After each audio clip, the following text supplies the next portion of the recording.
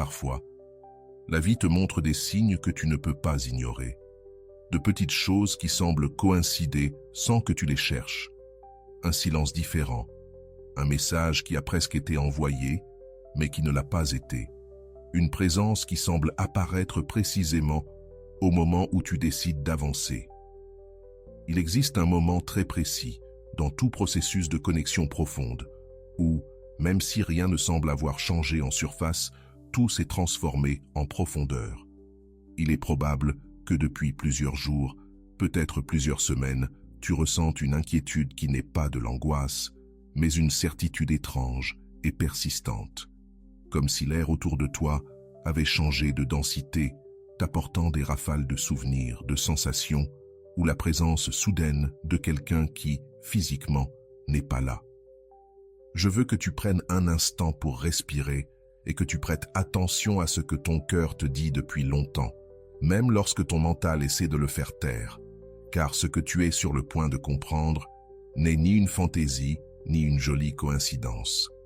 Cette pression douce dans la poitrine, cette vibration différente, ne vient pas de l'imagination, mais d'un lien qui s'est tendu. Aujourd'hui, je veux te parler de cette personne qui, même si elle a tenté de se contenir, ressent quelque chose qu'elle ne peut plus cacher, même à elle-même.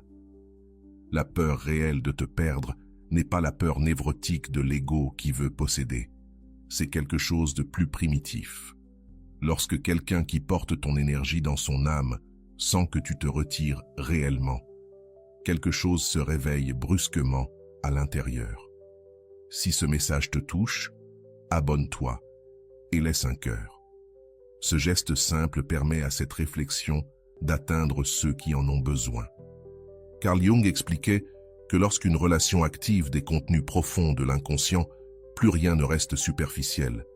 Pendant longtemps, cette personne a pu avancer avec la certitude que tu serais toujours là, à maintenir la flamme allumée, pendant qu'elle hésitait et s'approchait à sa façon. Mais les dynamiques internes ne sont pas statiques. À l'instant où tu as changé, au moment où ton énergie a cessé d'attendre, tu as envoyé une onde de choc dans le lien. Peu importe le nombre d'excuses rationnelles utilisées, il arrive un point où l'âme n'obéit plus à l'esprit.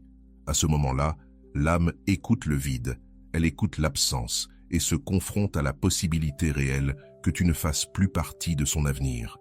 Tu n'as pas besoin de voir un appel manqué pour le savoir. Tu le sais, parce que les connexions profondes ne répondent pas à la logique, mais à la vibration. Quand le foyer énergétique se sent menacé, quelque chose bouge. Et ce que tu vas découvrir maintenant t'aidera à comprendre pourquoi ce silence n'est pas une fin, mais le seuil d'un mouvement inattendu déjà en marche. Bien souvent, nous croyons que le silence est la fin, que la distance signifie l'oubli. Mais dans les processus profonds, le silence est une incubation. C'est l'espace où la psyché réorganise ses forces. Cette personne qui semblait froide ou distante entre dans une phase où la prise de conscience devient inévitable. Les distractions habituelles ne fonctionnent plus. Rationaliser ne suffit plus. Quelque chose à l'intérieur commence à presser, non pas depuis la volonté, mais depuis une nécessité vitale d'équilibre qui a été perturbée. Carl Jung appelait cela le choc avec l'ombre. Lorsque tu te retires, tu ne fais pas que t'absenter physiquement. Tu actives chez l'autre tout ce qu'il a évité de regarder. L'ombre n'est pas la méchanceté, c'est ce qui n'a pas été intégré. Et te perdre signifie se confronter à son propre vide, à une dépendance dissimulée, à un confort confondu avec l'amour. Cette confrontation n'est pas élégante, elle est inconfortable, déstabilisante et profondément transformatrice. Pendant longtemps, ton énergie était dirigée vers l'extérieur, dans une ligne constante vers cette personne. C'était une vibration d'attente, de questions silencieuses, d'adaptation. Même si elle naissait de l'affection, de l'autre côté, elle était perçue comme une garantie. Tant que tu soutenais le lien, l'autre n'avait pas besoin de le faire. Le jour où tu as cessé, le système interne s'est effondré, car la stabilité dépendait bien plus de toi que tu ne l'imaginais. C'est ici que quelque chose de subtil mais décisif se produit. Lorsqu'une personne perd la source qui régulait sa sécurité émotionnelle, l'inconscient entre en état d'alerte. Ce n'est pas encore de l'amour romantique, c'est de la survie psychique. Le corps le ressent avant l'esprit. Une agitation apparaît, une nostalgie soudaine, des impulsions de contact qui semblent irrationnelles. Ce n'est pas une stratégie, c'est une tentative automatique de rétablir l'équilibre que ton absence a brisé. C'est pour cela que le mouvement qui vient est souvent inattendu. Il ne naît pas d'une réflexion mûre, mais du désordre interne. Un message tardif, une réaction émotionnelle, une proximité soudaine. Jung dirait que c'est l'inconscient qui cherche à refermer une blessure ouverte. Mais attention, tout mouvement n'est pas une véritable prise de conscience. Parfois, ce n'est que la peur qui tente de reprendre le contrôle, et non une transformation authentique. C'est ici que tu as plus changé que tu ne le crois. Avant, le moindre geste de l'autre avait le pouvoir de te déséquilibrer. Aujourd'hui, ce n'est plus le cas. Ton énergie ne court plus derrière. Observe ce changement. Il modifie complètement la dynamique, car lorsque tu cesses de répondre depuis le manque, tu obliges l'autre à se confronter à lui-même. Et tout le monde n'est pas prêt à soutenir ce miroir sans se briser. En consultation clinique, on le voit souvent. Des personnes qui ne valorisent le lien que lorsque l'autre cesse de le porter, non par malveillance, mais par inconscience. L'attachement se déguise en liberté jusqu'au jour où la perte le met à nu. Ton retrait n'était pas une punition, c'était une conséquence. Et cette conséquence active des processus qu'aucune explication rationnelle ne peut arrêter. Il est important que tu comprennes cela clairement. Le mouvement de l'autre ne définit pas ta valeur. Il ne valide ni n'invalide ton chemin. C'est simplement une réaction à ton changement intérieur. S'il revient depuis la conscience, tu le reconnaîtras à la cohérence. S'il revient depuis la peur, tu le sentiras dans l'urgence. Ta tâche, maintenant, n'est pas d'interpréter des signes, mais de maintenir ton nouveau centre avec calme. C'est ici que se produit la véritable inversion de pouvoir. Tu n'as plus besoin que l'autre fasse quoi que ce soit pour te sentir en paix. Ton système nerveux commence à se détendre, ton énergie se rassemble. Et c'est paradoxalement cela qui rend le lien magnétique ou qui le dissout définitivement, car la psyché humaine répond à la présence authentique, pas à la poursuite. Tu es en train de t'habiter autrement. C'est pour cela que ce moment est à la fois si délicat et si sacré. Il ne s'agit pas d'attendre l'inattendu, mais de rester fidèle à ce qui s'est éveillé en toi. Carl Jung insistait sur le fait que toute transformation réelle exige une perte.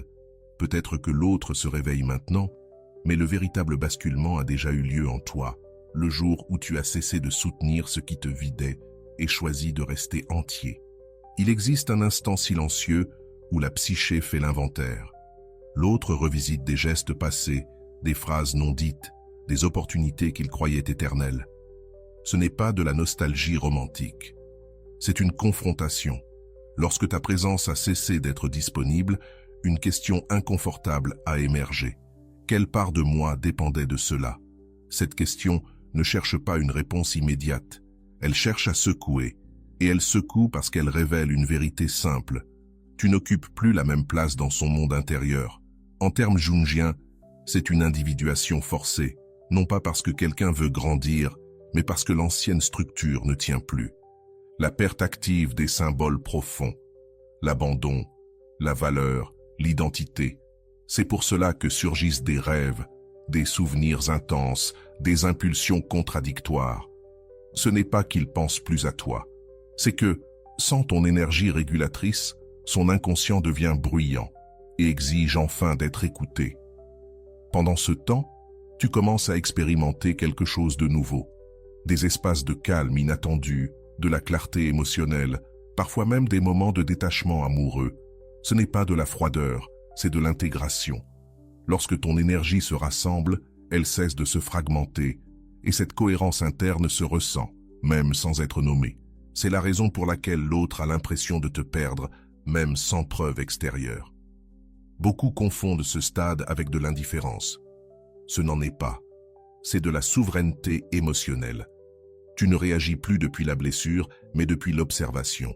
Ce changement est subtil, mais radical, car celui qui était habitué à ta disponibilité émotionnelle se heurte désormais à une limite invisible, une limite qui ne punit pas, mais qui ne cède plus. À ce moment-là, surgit la tentation d'interpréter des signes, un like, une coïncidence, une phrase ambiguë. Mais Jung mettait en garde contre le fait de projeter du sens là où il y a encore de la confusion. L'inconscient de l'autre bouge, oui, mais ta tâche n'est pas de le décoder, elle est de rester dans ton axe. La véritable clarté n'arrive pas par des signes dispersés, elle arrive par des actions cohérentes et maintenues dans le temps. À ce stade, beaucoup reculent par peur. Ils craignent de perdre le peu qui reste, mais reculer reviendrait à nier ton processus.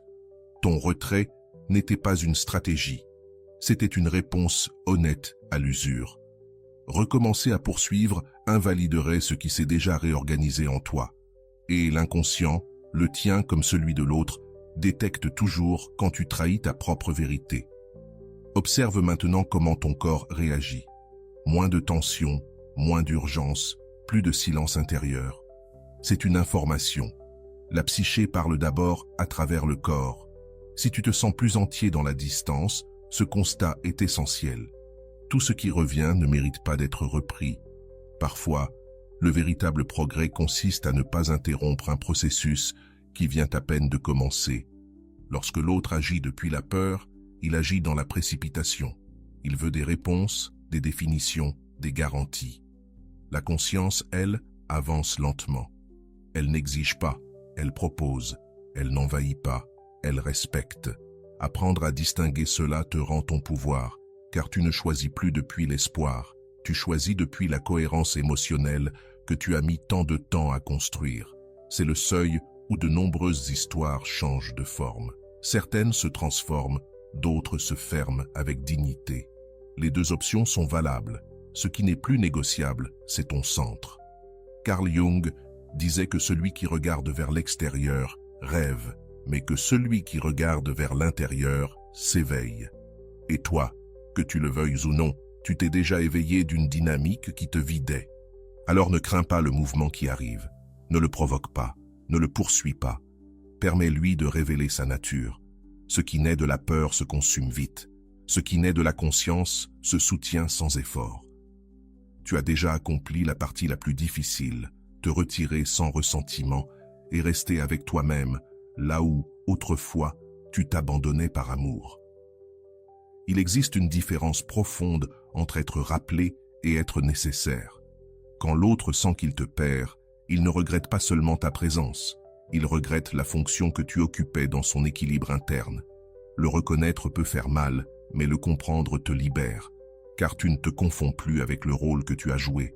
Tu sais désormais que ta valeur ne dépendait pas du fait de soutenir, d'apaiser ou d'attendre, elle dépendait du simple fait d'être, et cela, enfin, tu l'habites sans demander la permission. Ce stade fait souvent émerger de la culpabilité. Une voix intérieure demande si tu as été trop ou pas assez. Arrête-toi là. La culpabilité apparaît lorsque l'inconscient tente de revenir à ce qui est familier. Mais grandir implique de déranger des structures anciennes. Ton silence n'est pas un abandon, c'est de la cohérence. Et la cohérence, même paisible, provoque des secousses chez ceux qui profitaient de ta présence sans engagement réel. L'autre peut tenter de se rapprocher depuis une version confuse de lui-même. Des promesses vagues, une nostalgie intense, des mots qui n'étaient pas là avant. Observe sans te durcir. Tout geste tardif n'est pas un mensonge, mais il n'est pas non plus une vérité complète. La vérité se démontre dans la capacité à maintenir des changements, pas dans l'impact émotionnel des retrouvailles. Tu ne cherches plus l'intensité, tu cherches la congruence. C'est ici que beaucoup ressentent la peur de perdre ce qu'ils ont gagné intérieurement, et cette peur est saine. Elle indique que quelque chose de précieux s'est réorganisé en toi. Avant, tu tolérais l'ambiguïté par amour. Maintenant, l'ambiguïté te déséquilibre. Cette limite interne n'est pas de la froideur, c'est la maturité émotionnelle qui naît en silence, sans applaudissements, mais avec fermeté. Carl Jung parlait du prix de la conscience. Il n'est pas léger. Voir avec clarté implique de renoncer à des illusions confortables. Peut-être qu'une partie de toi souhaite encore que l'autre s'éveille de la bonne manière. C'est humain. Mais une part plus profonde ne négocie plus sa paix contre des potentiels. Et cette part commence à te guider avec un calme nouveau. Lorsque tu cesses de forcer, la réalité s'ordonne d'elle-même. L'autre se révèle non pas par ce qu'il dit, mais parce qu'il soutient lorsqu'il n'obtient pas de réponse immédiate. Là, tu vois s'il y a de la conscience ou seulement de l'anxiété. Tu n'as plus besoin d'accélérer quoi que ce soit. La précipitation était un symptôme de manque. La pause est désormais le signe d'une intégration émotionnelle authentique. Ce processus ne cherche pas à punir qui que ce soit. Il cherche l'équilibre. Lorsqu'une relation repose sur une seule personne, elle finit par s'effondrer. Ton retrait a été un acte d'autorégulation et, même si cela fait souffrir l'autre, c'était inévitable. On ne peut pas aimer depuis le déséquilibre sans que quelqu'un se perde en chemin. Tu commences à remarquer quelque chose de subtil. Tu n'as plus besoin d'explications constantes. Le silence ne t'active plus, il t'informe. C'est une force intérieure, car seul celui qui est en paix avec lui-même peut tolérer de ne pas tout savoir sans s'effondrer. Cet état silencieux et stable transforme complètement toute dynamique future. Si l'autre revient avec conscience, il le fera lentement, en respectant ton rythme, sans exiger un accès immédiat. S'il revient depuis la peur, il cherchera une intensité rapide. Tu sauras faire la différence, non pas avec l'esprit, mais avec le corps. Le corps ne ment jamais lorsque la psyché a appris à l'écouter. C'est le point où de nombreuses histoires se redéfinissent sans mots, non parce que quelqu'un gagne, mais parce que quelqu'un cesse de se perdre. Tu n'as pas fermé une porte avec colère, tu l'as fermée avec dignité. Et cela, même si l'autre ne le dit pas, se ressent comme une perte réelle, parce que tu n'es plus une option. Tu es une présence entière, et même dans ton absence, il y a une vérité qui arrive souvent trop tard. Tout le monde ne te perd pas par manque d'amour, mais par manque de conscience. Aimer la présence est une forme d'absence, et lorsque tu as cessé de compenser cette absence, le vide est devenu évident. Ce vide, tu ne l'as pas créé, tu l'as révélé. C'est pour cela que la douleur est si forte, parce que faire face à ce qui n'a pas été vécu pèse davantage que n'importe quel adieu explicite. Dans la psyché de l'autre, une négociation interne commence. Te récupérer ou préserver l'image qu'il avait de lui-même. Les deux ne sont pas toujours compatibles. C'est de là que naissent l'ambivalence, les avancées, puis les reculs. Ne le prends pas comme quelque chose de personnel. C'est l'inconscient qui tente de maintenir une identité pendant que tout se réorganise. Ta constance calme est ce qui confronte le plus à ce stade. Tu ne cherches plus à être compris à n'importe quel prix. Tu cherches à être respecté dans ton processus. Cela modifie le langage intérieur. Là où il y avait autrefois des justifications, il y a maintenant un silence ferme. Ce silence ne demande rien, n'explique rien, ne poursuit rien. Il est simplement là. Et cette présence sans exigence active chez l'autre une question impossible à ignorer. Qu'ai-je réellement perdu? C'est ici que surgit quelque chose d'inattendu. La nostalgie ne concerne plus le passé partagé, mais le futur qui n'a jamais eu lieu. Cela pèse différemment, parce que ce futur ne peut pas être réécrit, seulement regretté ou intégré. Ce deuil pousse souvent au mouvement, mais souviens-toi, bouger ne signifie pas toujours mûrir. Parfois, c'est seulement une façon d'éviter de ressentir pleinement la perte. Pendant ce temps, tu recommences à récupérer ton temps intérieur, des espaces mentaux autrefois occupés par l'attente. Au début, cela paraît étrange, presque vide, puis très vite, cela devient une expansion. L'énergie qui revient vers toi s'organise, et quand quelqu'un sent que tu ne dépends plus, la dynamique change pour toujours, avec ou sans retrouvailles. Carl Jung affirmait que ce qui n'est pas rendu conscient se répète comme un destin. Ton processus a interrompu cette répétition. C'est pour cela que l'autre se sent désorienté. Il ne peut plus se situer dans le rôle familier, et toi non plus. Ce désajustement est un signe d'évolution. Tous les liens n'y survivent pas, mais tous apprennent quelque chose grâce à elle. Si un rapprochement a lieu, observe-le avec douceur, sans rigidité, mais sans abandon automatique. La véritable transformation se reconnaît à la patience. Celui qui a intégré ne presse pas, ne cherche pas à récupérer un terrain perdu, il cherche à construire autrement. Toi, tu n'es plus disponible pour des versions incomplètes. Ce n'est pas une exigence, c'est du respect pour ce qui a été vécu. Il y a des personnes qui ne s'éveillent que lorsqu'elles sentent qu'il est déjà trop tard. Non parce que tu ne comptais pas, mais parce qu'elles n'ont pas su habiter le présent. C'est douloureux à accepter, mais aussi libérateur, car cela te permet de cesser d'attendre une compréhension là où il y a encore de la peur. La compassion n'exige pas de retour, et tu apprends à regarder sans t'attacher. Cette étape du chemin est silencieuse, mais décisive. Il n'y a pas de feu d'artifice, seulement de la clarté. Tu sais ce que tu ne veux plus porter, tu sais ce que ton corps ne tolère plus. Ce savoir ne se négocie pas, il s'honore. Et lorsque tu l'honores, toute relation future avec cette personne ou une autre naît depuis un autre espace. Ne sous-estime pas ce moment. Ce n'est pas une pause, c'est un seuil. L'autre peut bouger, oui, mais toi tu ne bouges plus depuis la réaction. Tu bouges depuis un choix conscient. Et cela redéfinit tout. Car lorsque tu cesses de soutenir ce qui te vide, tu deviens quelqu'un d'impossible à perdre, même lorsque tu t'éloignes. Il existe des liens qui ne se révèlent que lorsque le soutien disparaît. Tant que tu étais là, tout semblait stable. Quand tu t'es retiré, la vérité est apparue. Pas une vérité cruelle, mais une vérité nue, celle qui déteste rester sans béquille. C'est pour cela que l'autre ressent le vertige, parce qu'il ne peut plus s'appuyer sur ta disponibilité pour éviter de se regarder. Ce vertige n'est pas un amour perdu, c'est une identité en révision, et cela fait toujours plus mal qu'on ne l'imagine. Tu n'as pas provoqué cet éveil, tu as simplement cessé de l'anesthésier. Quand quelqu'un dépend de ton énergie pour ne pas sentir son vide, ton absence devient un miroir brutal. Aucun message ne le remplit, aucune distraction ne le fait taire. Alors surgit une question essentielle. Qui suis-je sans cette personne pour me soutenir?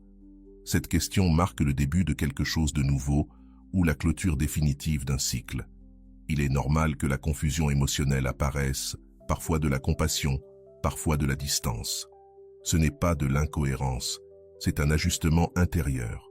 Ton système nerveux apprend à ne plus anticiper, à ne plus lire les signes, à ne plus porter ce qui appartient à l'autre. Cet apprentissage est profond, parce que pour la première fois, tu ne réagis plus à l'autre. Tu te réponds à toi-même avec une honnêteté calme. L'autre peut sentir qu'il arrive trop tard, et parfois il arrive, non pas selon l'horloge, mais par rapport à un état intérieur auquel tu ne retournes plus. Ce n'est pas de l'orgueil, c'est que ta conscience a changé de niveau, et quand cela arrive, on ne redescend pas sans se trahir. Ce décalage est ce qui fait le plus mal à celui qui s'éveille tard, parce qu'il ne retrouve plus la version qu'il connaissait. Il est utile de se souvenir d'une chose essentielle. Tous les rapprochements ne sont pas un destin. Certains sont une clôture, d'autres une épreuve. Ta clarté sera ta boussole. Si l'approche t'accélère, méfie-toi. Si elle t'apaise, observe. La conscience ne pousse pas, ne dramatise pas, ne promet pas depuis le manque. Elle se présente simplement et soutient sa présence dans le temps. Jung avertissait que l'amour inconscient cherche à se compléter, non à partager. Quand tu as cessé de t'offrir comme complément, l'autre a perdu ses repères. Cela ne te rend pas froid, cela te rend intègre. L'intégrité ne séduit pas immédiatement, elle confronte. Et seuls ceux qui sont prêts à grandir peuvent rester proches de quelqu'un qui ne négocie plus son centre par affection. Tu commences à ressentir quelque chose de subtil, mais solide. Une stabilité intérieure qui ne dépend plus d'être choisi, compris ou retenu. Et c'est à partir de là que tout change. Confiance intérieure, non pas dans le résultat, mais dans ta capacité à le soutenir. Cela change tout, parce que tu ne crains plus de perdre, tu crains de te reperdre. Et cette différence redéfinit chaque décision. Le lien cesse d'être un refuge et devient un choix conscient, ou bien il se dissout simplement, sans drame. Si l'autre s'approche avec vérité, tu le verras dans la constance, dans l'humilité, dans la capacité d'écouter sans se défendre. Si ce n'est pas le cas, tu le verras aussi. La conscience affine la perception. Tu n'as plus besoin de preuves excessives. Il te suffit de sentir si ton corps s'ouvre ou se contracte. Cette réponse est plus honnête que n'importe quel discours bien construit. Cette phase finale n'est pas bruyante, elle est lucide. Tu sais ce que tu mérites sans l'exiger. Tu sais ce que tu n'acceptes plus sans l'expliquer. Cette certitude ne crie pas, elle soutient. Et quand tu soutiens, quelque chose s'ordonne autour de toi. Même le silence devient clair. Même l'absence cesse de faire mal comme avant. Ce qui se passe ensuite ne te définit plus, parce que le véritable changement n'a pas été extérieur. Il a été intérieur, irréversible. Carl Jung dirait que tu as franchi un seuil d'individuation. Tu ne choisis plus depuis la blessure, tu choisis depuis la présence. Et cette présence calme, ferme, est la raison pour laquelle quelqu'un sent qu'il est en train de te perdre, parce qu'au fond, il ne peut plus te perdre sans perdre quelque chose de lui-même. Arriver ici n'était pas un hasard. C'était la conséquence de nombreuses petites décisions intérieures que personne n'a vues. Tu as choisi de ne pas insister, de ne pas trop expliquer, de ne pas rester là où ton énergie se diluait. Cela t'a transformé. Et quand quelqu'un perçoit ce changement, il le ressent comme une perte. Non pas parce qu'il te possédait, mais parce qu'il ne peut plus accéder à toi depuis la version confortable qu'il avait de lui-même. Il y a des personnes qui confondent l'amour avec une disponibilité permanente. Quand cette disponibilité disparaît, elles croient que quelque chose est mort. En réalité, quelque chose est né, ta conscience, et cela réorganise tout le champ émotionnel. Tu ne vibres plus depuis l'attente, tu vibres depuis la présence, et une présence silencieuse et ferme est impossible à manipuler sans se retrouver face à soi-même. Si l'autre agit de manière inattendue, souviens-toi de ceci. Il ne répond pas à ton absence physique, il répond à ton absence énergétique. Avant, tu étais là, même quand tu n'étais pas là. Maintenant, non. Ce vide est nouveau pour lui, et ce qui n'a pas été travaillé à temps tente souvent d'être récupéré trop tard. Mais trop tard n'est pas une insulte, c'est un signe de conscience naissante. Ne romantise pas ce mouvement, observe-le. La maturité ne se démontre pas par des gestes intenses, mais par des changements durables. L'inconscient peut pousser, mais seule la conscience peut soutenir. Tu as déjà appris la différence. Cet apprentissage te protège de remettre ton centre entre les mains de promesses qui ne savent pas encore s'habiter. Ce moment n'exige pas de décisions immédiates. Il exige une honnêteté intérieure. Est-ce que cela t'ouvre ou te contracte? Est-ce que cela t'apaise ou t'accélère? Ton corps répond avant ton mental. Écoute-le. La véritable connexion ne se ressent pas comme une urgence, elle se ressent comme une cohérence, et la cohérence ne te demande jamais de te réduire pour rester. Carl Jung enseignait que l'amour conscient ne cherche pas à compléter, il cherche à accompagner. Si l'autre arrive depuis cette fréquence, tu le sentiras sans effort. Sinon, tu n'as plus besoin d'interpréter les silences ni de traduire les ambiguïtés. Ta perception est affinée. Et quand la perception mûrit, le drame perd de sa force et la clarté prend sa place naturelle. Peut-être que cette histoire continuera, ou peut-être qu'elle remplira sa fonction en se fermant avec dignité. Les deux options sont une évolution. L'essentiel, c'est que tu ne négocies plus ta valeur contre une présence intermittente. Cela marque un avant et un après, car celui qui apprend à se retirer à temps cesse de mendier l'amour et commence à choisir le lien. Si quelque chose de tout cela a résonné en toi, abonne-toi et commente « Je me choisis ». Pas comme une promesse, mais comme un rappel que ton processus compte, que tout ce qui se perd n'est pas une perte. Parfois, c'est une libération. Et partager ces réflexions permet à davantage de personnes de se réveiller à temps avant de s'oublier elles-mêmes. Carl Jung disait que celui qui ne fait pas face à son ombre finit dominé par elle. Toi, tu l'as regardé. Tu as choisi de ne plus répéter le même cycle.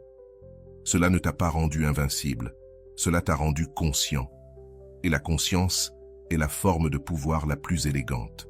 Elle ne crie pas, ne poursuit pas, ne retient pas.